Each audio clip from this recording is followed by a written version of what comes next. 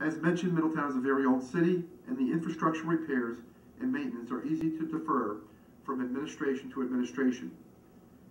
We have approximately 230 lane miles of roads for plowing and maintenance, and 75 miles of roads covering water and sewer infrastructures in a city that was incorporated in 1888 and has expanded since. We continue to address our infrastructure needs as we move forward. The storms of Irene and Lee added to our problems by devastating parts of our city and severely damaging our main drainage artery, the Monhegan Drainage Basin. The City Department of Public Works garage, our water department, the sanitation department, and street department facilities along Monhegan Avenue were severely damaged, forcing us to relocate many of them to Midland Avenue. The amount of damage to Middletown city property and infrastructure exceeded $7 million. Anticipating heavy storm damage and being mindful of the importance for proper documentation of damages, we retained the engineering firm of Clark Patterson Lee at the inception of the storm to assist the city in documentation and submitting applications to FEMA. This $7 million figure includes plans to mitigate existing conditions that were poorly designed many, many years ago, some as far back as the late 50s and early 60s, and to eliminate future damage. FEMA's decisions will impact how we proceed, including a future decision as to whether or not to move the DPW operation back to Monhegan Avenue after repairs are made. In the area of police services, we have made several changes. In 2011, overall crime was down, but did increase in some areas of concern, those being larceny and robbery. Utilizing a $75,000 state grant, we have begun an outreach program called Don't Be a Victim for our residents. In over 92% of the larcenies from a vehicle in 2010, the vehicle was left unlocked or unsecured. Some of these funds are targeted for increased patrol in the areas of criminal activity that jump out at us. By following some very simple tips, our residents can dramatically reduce the odds of becoming a victim. This type of effort will produce results and is one of the reasons why I have requested that the Neighborhood Watch Group become more active in our community. We have a very active and committed chairperson who does a tremendous job every August on Crime Night Out, and she does so with very few volunteers. I have put in play combining the Pride Committee, as mentioned earlier, with the Neighborhood Watch program. Hopefully this will result in more activity year-round and are assisting our police department with information about what is happening in your neighborhood. And we can work with your citizen groups to clean up your neighborhood and address your specific quality of life concerns.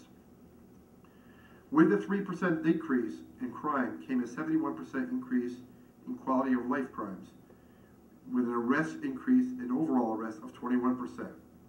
This shows productivity and concentration on issues of importance in maintaining and improving the quality of life for our residents, and that is our goal. When I sat down with incoming Chief Bethencourt in 2010, we had a very frank discussion about policing in Middletown, his goals for the department, and the needs of the department. As mayor, I have tried to provide the men and women of the police department with the best training, equipment, and support as possible, keeping in mind the safety needs of our community while recognizing the limited resources that any municipality has. I also left the chief with one thought on police response. It was his job to convey to his officers that when responding to a noise complaint or witnessing someone littering in front of a home or any quality of life crime, I would hope the police would develop the mindset and respond as if they lived in that house or in that neighborhood and react as if they did. I believe this is important because, as you know, a majority of our police officers do not live in the city. And little things are important to the quality of life in any urban setting. The numbers that support the conclusion that Chief Bethencourt is doing his job and has conveyed that message to the police. And by the way, Chief Bethencourt does live in the city, so he's taken extra pride in that area. The patrol division is the backbone of any police organization.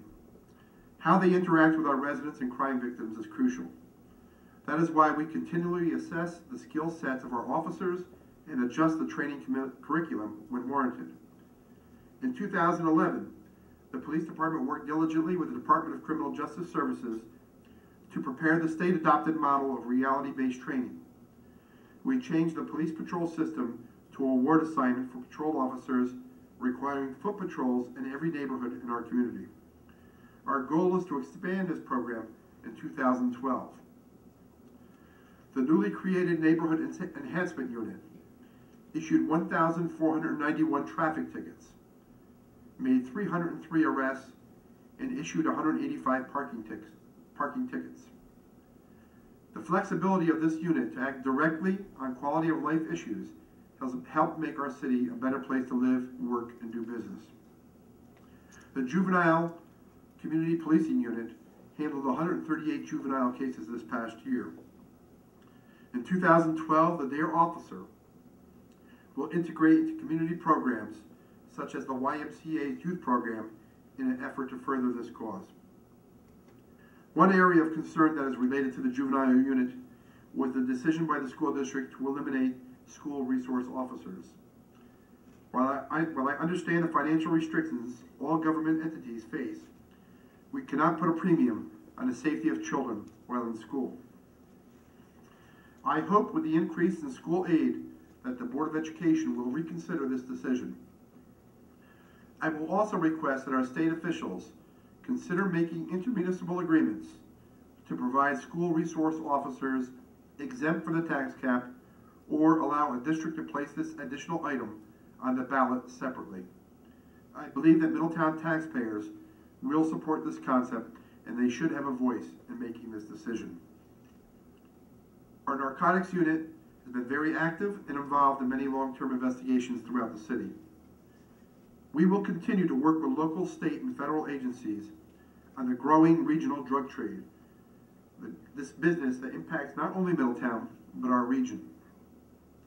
This level of drug activity knows no municipal boundary, and to be effective, we must work cooperatively with the other police agencies.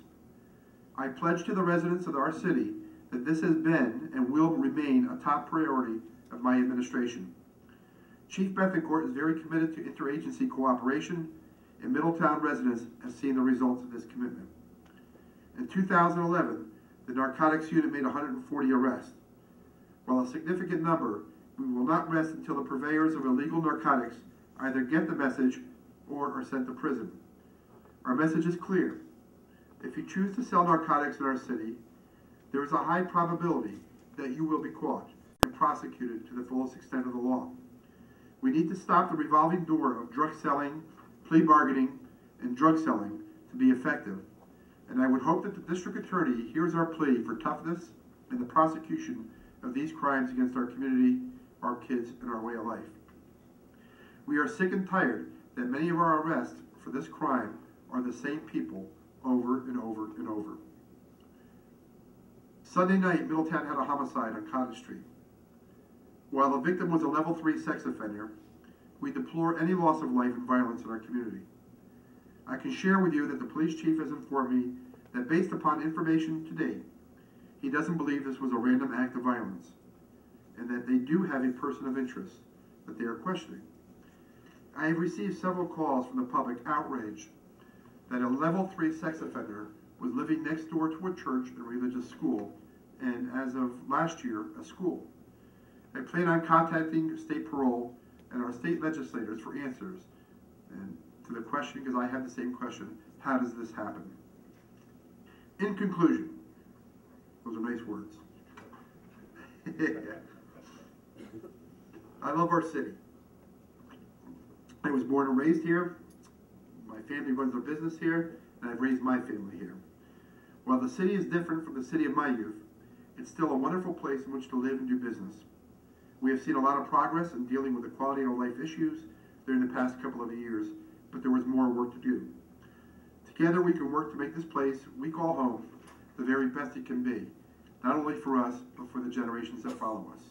Thank you for your time and attention, and now it's time to get back to work. Thank you very much.